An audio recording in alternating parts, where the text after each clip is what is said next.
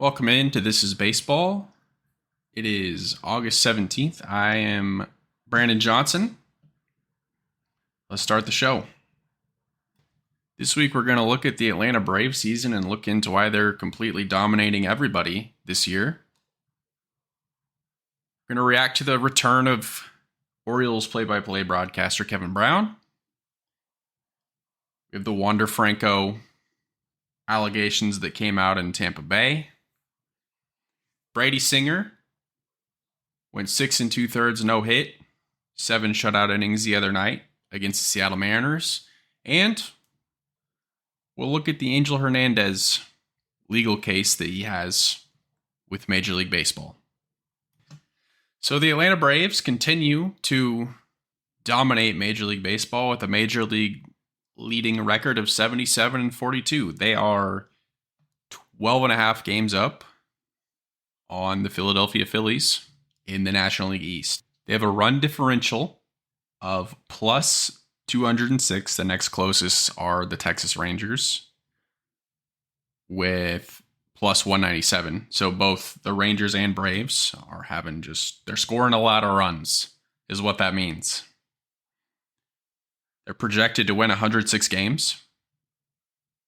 And like I said, they're leading the league in run differential, plus 206, scoring lots of runs, not giving up many runs. Matt Olson, first baseman for Atlanta, has a Major League leading 43 home runs, 107 RBIs, and a slugging of 1,000. He's very good. The Braves have 6 players on their roster that have hit at least 20 home runs, and of those 6, all have at least 60 runs driven in as well, with an OPS of 900 or better. 800 or better. Their pitching staff is also very good. Most of them kind of sitting in that 3 range. And a lot of them have whips kind of close to that 1 range or a little above 1.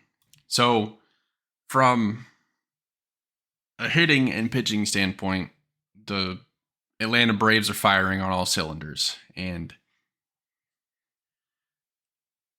I don't really see that changing. In fact, I think they're going to get to the postseason and just continue to dominate everybody. They haven't lost more than 4 games in a row this season, and if you're looking at their schedule, they are taking care of business against teams that they should be beating.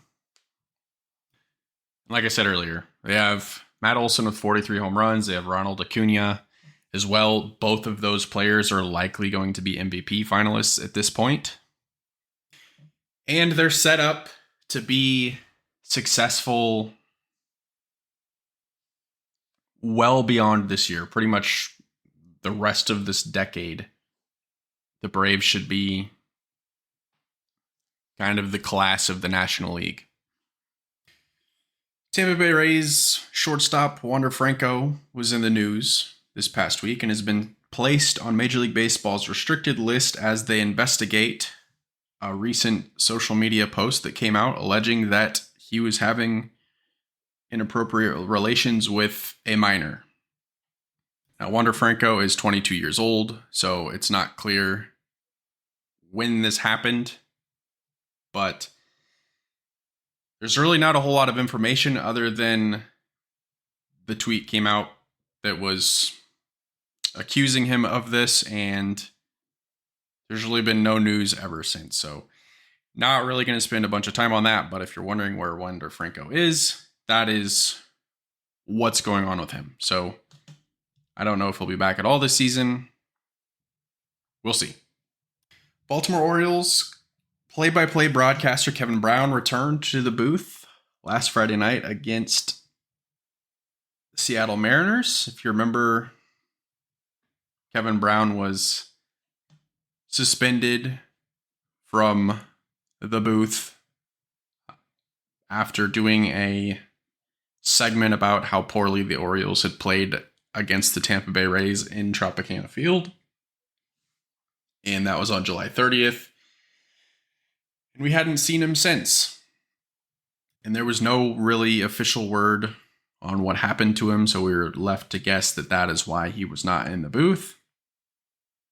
Kevin Brown came back last Friday, took the high road, and got back to doing what he's really good at, and calling baseball games. So I hope that the Orioles learn a lesson from this, from all the backlash that they received from suspending an announcer for making a nothing comment and really just telling history and telling a story leading up to the turnaround of the Baltimore Orioles organization.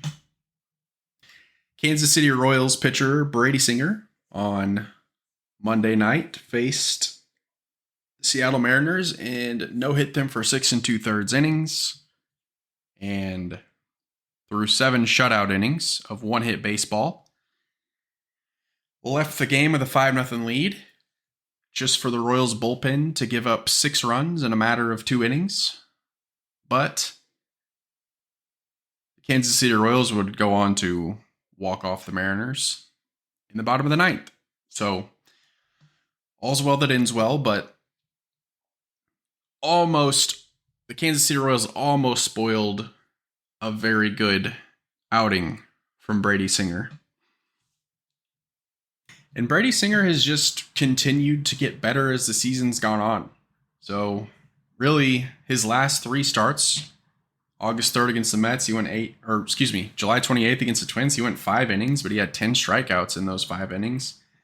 Went 8 innings against the Mets, didn't give up a run, 6 2/3 against the Red Sox, and then against the Mariners, he gave up just those 2 hits. I think I said 1 hit earlier, but he gave up 2 hits. It's funny though, the Royals, they have won 39 games, I believe, and they have 7 walk-off wins. So a lot of comeback victories for them, and a very little amount of wins, but they have actually been playing pretty decent baseball kind of the second half of the season, really since the All-Star break, and that's pretty typical of a bad team. Start playing well when it doesn't really matter all that much. I know I gave the Royals some grief for the way that they traded Nicky Lopez for Taylor Hearn, but I want to talk about and highlight a trade that they made with the Texas Rangers, and they got Cole Reagans from the Rangers in the trade, in the Aroldis Chapman trade. And Cole Reagans, in his 4 starts with the Royals, he's been pretty good. He's made 4 starts, like I said, and just the last outing he had against St. Louis, he had some command issues and ended up giving 4 runs, but he's been really solid up to this point. So far, that's looking good for the Royals, and maybe a piece that can be good for them in the future. I think the Royals offseason is going to be very interesting. I think you're going to see them shop Brady Singer around and see what they can get for him. And I think that you could potentially see a player like Salvador Perez moved, because you have to start thinking about Salvador Perez. He is in his mid-30s, and he's obviously a Kansas City Royals legend. He was here for the World Series run in 2014 and 2015. He had the walk-off hit against the A's in the wild card game. He won 2015 World Series MVP. He's, just beloved in Kansas City, but I don't know if he's going to be part of the next championship run. And you have to consider seeing if you can get anything in return for him to add to your next potential championship roster. And again, I wouldn't be surprised if they moved Salvador Perez, because JJ Piccolo has shown that he's going to be a very transactional general manager, and that's exactly what the Kansas City Royals need, is somebody to make moves when moves need to be made.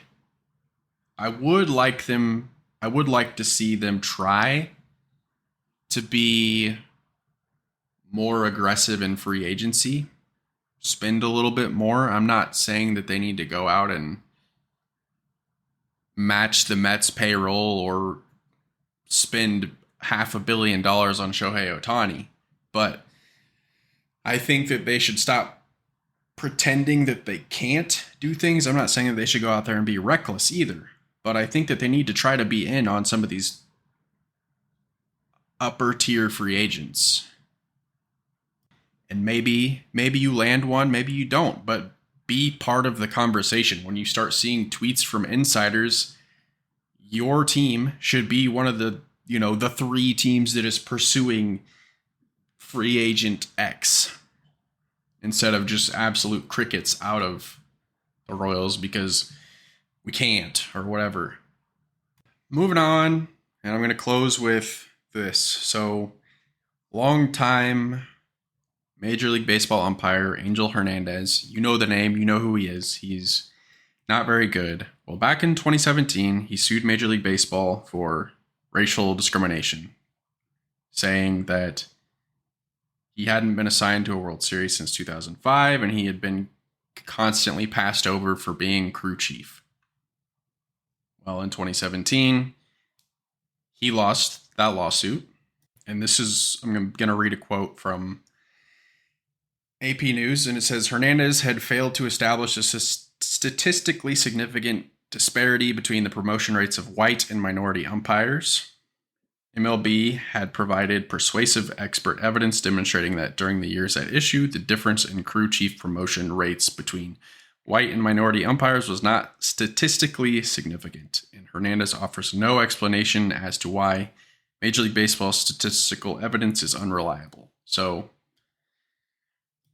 basically, Angel Hernandez was making claims that didn't really have the evidence to back up what he was saying. So yeah, Angel Hernandez appealed this, and appeals court refused to reinstate the case. So Angel Hernandez, when you think about umpires and referees, you don't really want to know who they are. And everybody that watches Major League Baseball games knows who Angel Hernandez is.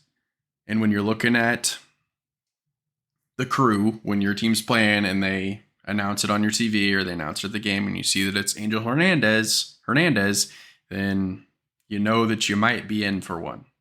He's consistently misses calls. He's famous for having 3 calls overturned in the playoffs in Game 3 of the ALDS in 2018. That was all in one game. So, you might not be getting the promotion because you're not very good at your job. And honestly, you probably still only have a job because you have a pretty strong union.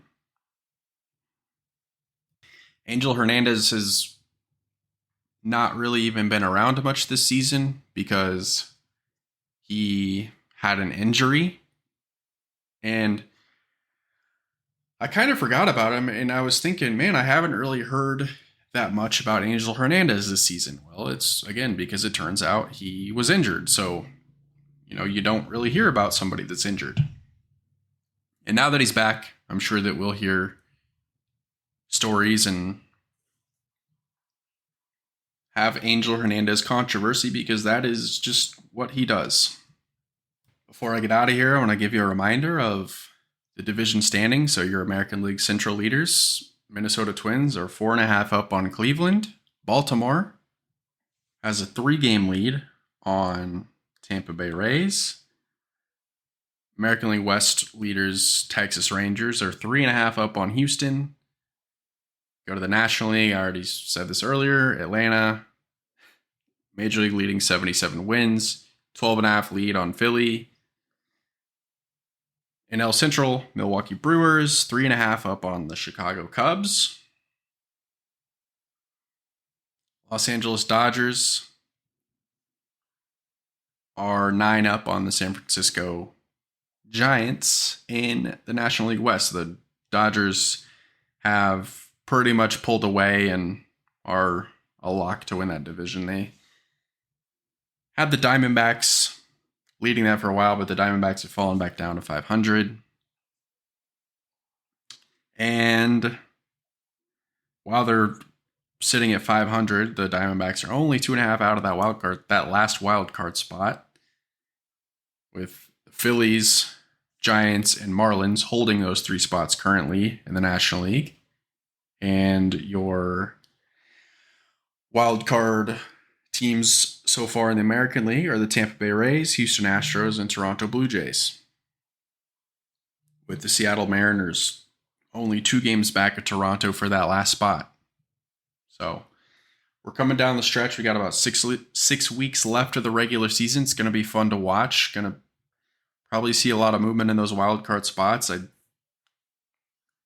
Again, going to be interesting, that American League West race, American League East race. Can Baltimore hold on? Can Texas hold on? Same thing in the National League. Can Milwaukee, can Chicago make a push against Milwaukee? Can Cincinnati start playing good again and get themselves back in the conversation? We'll see. Thanks for listening. I'm Brandon, and this is Baseball.